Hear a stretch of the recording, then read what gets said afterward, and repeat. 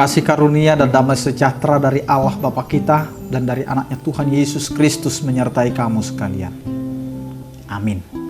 Bapak, Ibu, dan saudara-saudara yang dikasihi oleh Tuhan kita Yesus Kristus dimanapun kita berada. Mengawali aktivitas kita, mengawali hari-hari kita, marilah kita mempersiapkan hati dan pikiran kita. Mendengarkan firman Tuhan yang tertulis di dalam Yohanes pasal 14 ayat yang ke-16, demikianlah dikatakan. Aku akan meminta kepada Bapa, dan Ia akan memberikan kepadamu seorang penolong yang lain, supaya Ia menyertai kamu selama-lamanya. Demikian firman Tuhan. Bapak, Ibu, dan saudara-saudara yang dikasihi oleh Tuhan kita Yesus Kristus, setiap manusia itu selalu disediakan oleh Allah seorang penolong. Karena di dalam penciptaan pun, Allah memberikan penolong bagi manusia itu. Ketika Allah menciptakan manusia, Allah melihat dan Allah mengkoreksi, sehingga Allah menyatakan semuanya itu baik. Tetapi ketika Allah menciptakan manusia, ada yang tidak sempurna atau tidak baik ketika manusia itu diciptakan seorang diri saja. Sehingga Allah menciptakan seorang penolong. Sehingga ciptaan yang diberikan oleh Allah atau yang dinyatakan oleh Allah adalah ciptaan laki-laki dan perempuan. Itulah manusia. Namun di dalam nats ini bukan masalah pasangan, tetapi masalah siapakah yang akan menjadi penolong di dalam kehidupan kita. Penolong dalam kehidupan kita adalah Yesus itu sendiri. Roh Kudus itu sendiri. Allah itu sendiri. Sehingga kehidupan kita ini tidak ada yang bisa menolong selain Allah itu sendiri yang memberikan pertolongan kepada kita. Hidup kita ini di bawah kendali Allah. Sehingga ketika kita mengalami banyak hal, banyak kesulitan, banyak tantangan hidup, kita tidak bisa keluar menyelamatkan diri kita sendiri tanpa kita meminta pertolongan dari Allah. Karena itu,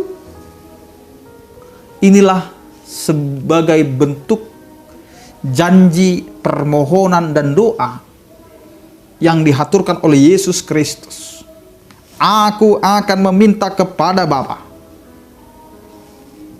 dan Ia akan memberikan kepadamu seorang penolong yang lain.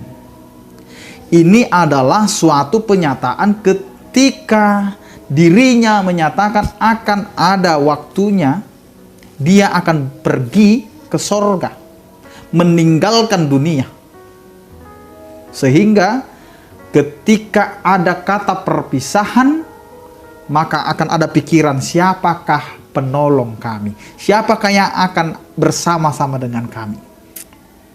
Sehingga permohonan permintaan penolong yang lain itu tertuju kepada Roh Kudus yang selalu membimbing kita sampai dengan hari ini. Roh itulah yang membimbing kita untuk mengenal juru selamat kita. Roh itulah yang membimbing kita untuk mengenal bahwa Allah lah sang pencipta kita. Sehingga inilah yang mau dinyatakan dalam kehidupan kita. Allah yang telah menciptakan langit dan bumi dan segala isinya.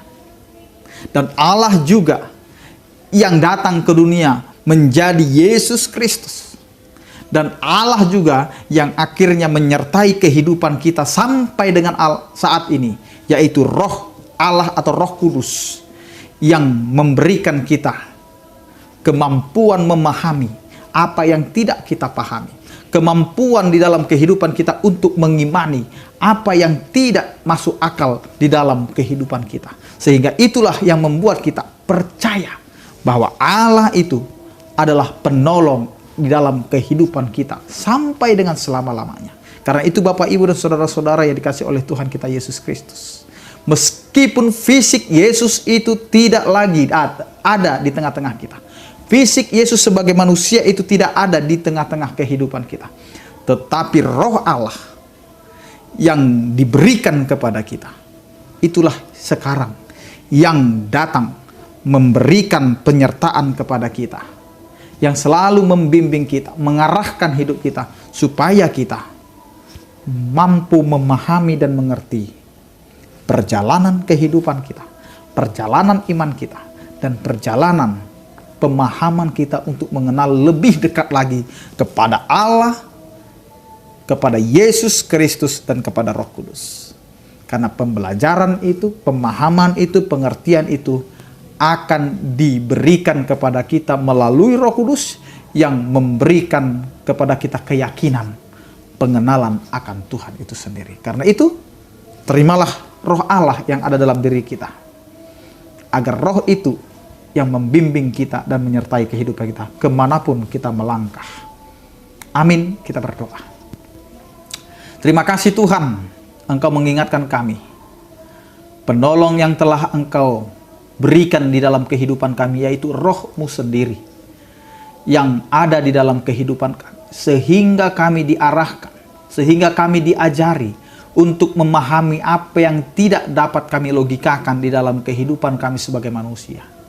Tapi Engkau memberikan kami keyakinan, sehingga kami yakin dan percaya walaupun kami tidak bisa memahami secara logika manusia, pemikiran manusia, tetapi kami mau percaya bahwa penyertaan